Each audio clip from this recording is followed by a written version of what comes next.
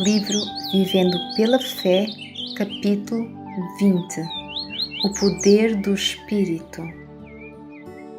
Pouco antes de o Senhor subir ao céu, ele disse aos seus discípulos: Mas recebereis o poder do Espírito Santo, que há de vir sobre vós, e ser-me-eis testemunhas, tanto em Jerusalém, como em toda a Judeia e Samaria, e até aos confins da terra. Atos 1:8.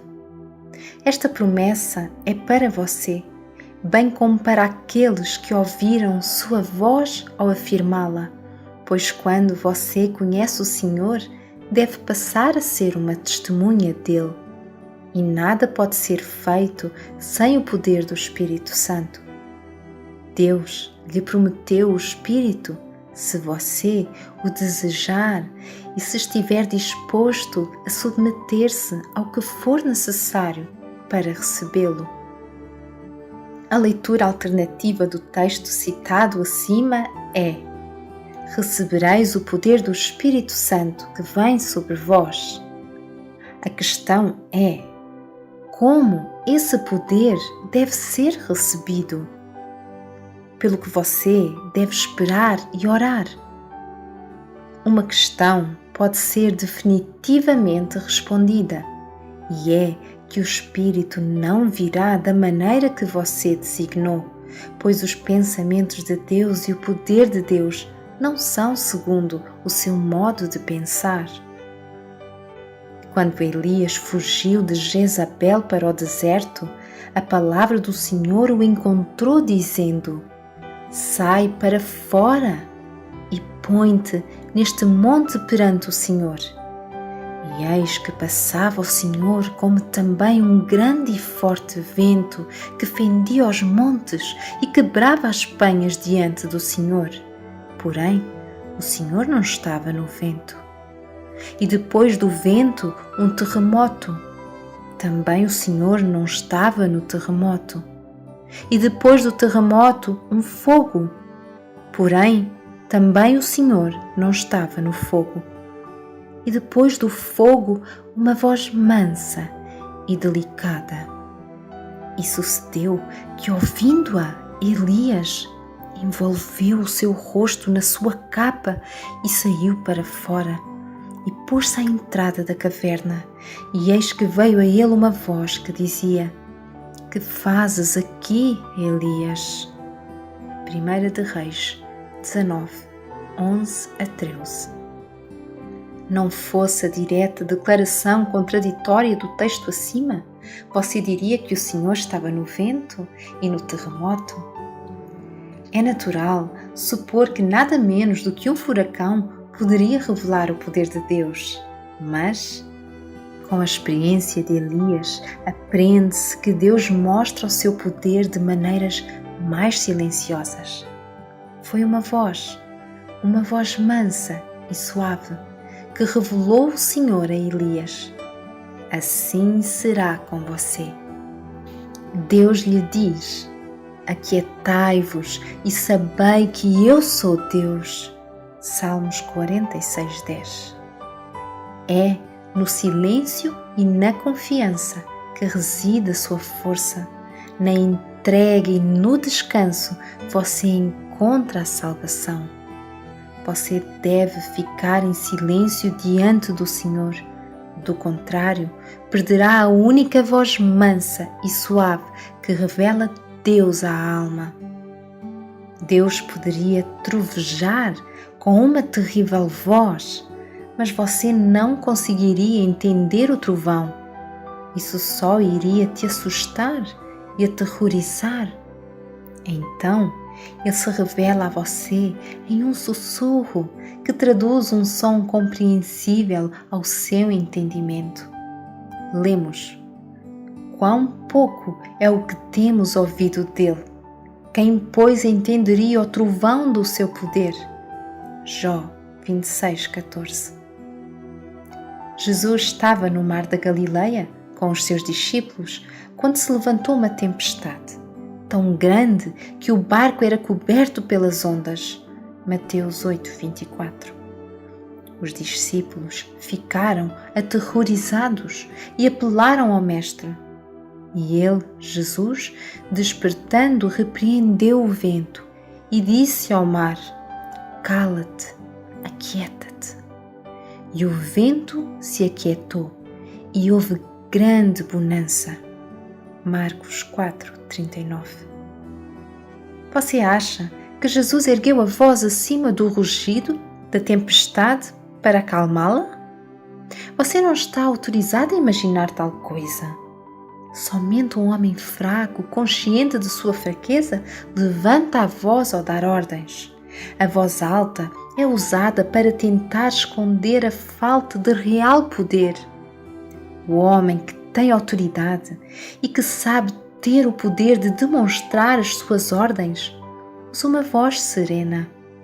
Jesus sempre falou como alguém que tinha autoridade. Então, ao acalmar a tempestade, encontramos a mesma voz mansa e suave que Elias ouviu. Essa voz mansa e suave é a mesma voz pela qual o universo foi criado. Pela palavra do Senhor foram feitos os céus e todo o exército deles pelo Espírito da sua boca. Salmos 33:6. Foi necessário Deus levantar sua voz como um trovão, a fim de trazer os mundos à existência? Certamente não. A ordem do comandante de um exército, dada em um sussurro, é tão eficaz para colocar as tropas em movimento quanto uma ordem dada em alta voz. O mesmo acontece com o Rei do Universo. O simples sopro do Senhor foi suficiente para criar todos os mundos.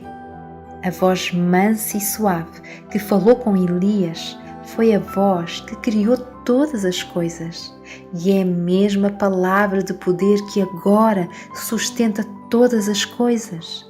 Hebreus 1:3. A maioria das grandes manifestações do poder de Deus na Terra é silenciosa e invisível. Você só percebe a existência desse poder pelos resultados dele. Pense nos milhares de milhões de toneladas de água que o Sol constantemente eleva da terra às nuvens para enviar novamente em orvalho e chuva. Não se ouve nenhum som, mas você não consegue encher um copo de água da torneira sem fazer muito barulho. O poder manifestado nas plantas em crescimento está além da concepção humana, mas não há barulho. Uma planta em crescimento pode partir uma pedra em pedaços, mas tudo é feito silenciosamente. Os céus declaram a glória de Deus, mas eles não tocam sinos nem trombetas. A obra de Deus é tão poderosa que os resultados falam por si. Uma propaganda iria rebaixá-la. Mas a palavra pela qual os céus foram feitos e pela qual eles são sustentados e pela qual todas as operações da natureza são realizadas é a palavra do Evangelho que é pregada a você. As palavras do Senhor são espírito e vida. A palavra de Deus é viva e poderosa. Hebreus 4:12. E opera eficazmente em todos os que nela creem. 1 Tessalonicenses 2:13. O Salvador soprou sobre os discípulos dizendo: Recebei o Espírito Santo. João 20:22. Foi a mesma respiração pela qual os mundos foram feitos e pela qual eles são mantidos. O poder do Espírito, portanto, é um poder criador, e esse poder está na palavra do Senhor. Portanto, você deve saber que o poder do Espírito Santo que Cristo prometeu aos seus seguidores só vem por meio da sua palavra. Deus fala com você em sua palavra. A palavra de Deus é a espada do Espírito. Efésios 6:17. É o Espírito que reprova o pecado, João 16, 7 e 8. E o reprova pela lei, pois a lei é espiritual. Romanos 7, 14. E pela lei vem o conhecimento do pecado. Romanos 3, 20.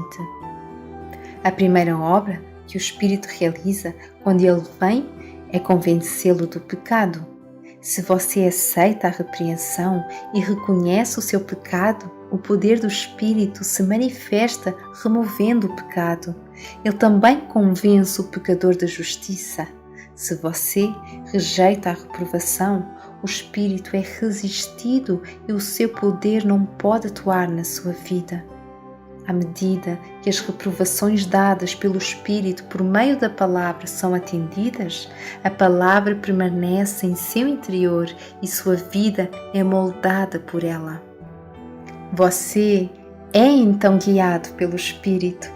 Como resultado de sua aceitação à repreensão, o Espírito é derramado sobre você.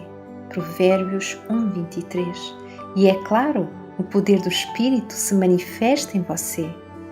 Assim, parecerá que é total loucura e zombaria orar pelo derramamento do Espírito de Deus, enquanto você continua resistindo a qualquer reprovação ou acariciando qualquer pecado, apontado pela palavra de Deus. A função do Espírito é conduzir a toda a verdade e, portanto, orar por seu derramamento significa render-se sem reservas a todos os mandamentos de Deus. Se fizer isso, Deus lhe dará seu Espírito sem medida. Não será dado simplesmente para seu prazer, mas para que você seja uma testemunha do Senhor. O derramamento do Espírito torna conhecidas as palavras de Deus, a fim de que você possa torná-las conhecidas ao mundo. Mas tudo isso será sem vanglória ou ostentação, embora seja a mais poderosa manifestação de poder já conhecida entre os homens. O Senhor diz: Eis aqui o meu servo, a quem sustento, o meu eleito, em quem se apraz a minha alma. Pus o meu Espírito sobre ele. Ele trará justiça aos gentios. Não clamará, não se exaltará, nem fará ouvir a sua voz na praça. A cana trilhada não quebrará, nem apagará o pavio que fumega. Com verdade trará justiça. Isaías 42, 1-3. É assim que o Senhor opera pelo Espírito. Ele trará discernimento à verdade, operando com tal poder que as nações ficarão maravilhadas, mas com tal suavidade que nem mesmo a cana ferida será quebrada e o pavio que queima vagamente não será extinto. Não será o poder da tempestade, mas o poder da luz do sol e o silencioso poder de crescimento da planta. Portanto, o poder que o Espírito dá é o poder que atua em toda a criação. É o poder da Palavra de Deus e ele só se manifesta em você à medida que você se submete totalmente a essa palavra. Deus diz: porque assim como desce a chuva e a neve dos céus e para lá não tornam, mas regam a terra e a fazem produzir e brotar e dar semente ao semeador e pão ao que come, assim será a minha palavra que sair da minha boca. Ela não voltará para mim vazia, antes fará o que me apraz e prosperará naquilo para que a enviei. Isaías 55, 10 e 11. O Espírito também é comparado à água, é derramado como uma chuva. Ver Isaías 44, 3. O poder do Espírito em você será o mesmo poder que é colocado em operação quando a chuva cai sobre a terra. Você cederá a essa maravilhosa influência? Assim como a terra produz frutos, você deve produzir justiça. Isaías 61, 11. Portanto, é hora de buscar ao Senhor, até que Ele venha e faça chover justiça sobre vocês. Porque como a terra produz os seus renovos e como o jardim faz brotar o que nele se semeia, assim o Senhor Deus fará brotar a justiça e o louvor para todas as nações. Isaías 61:11. Amém.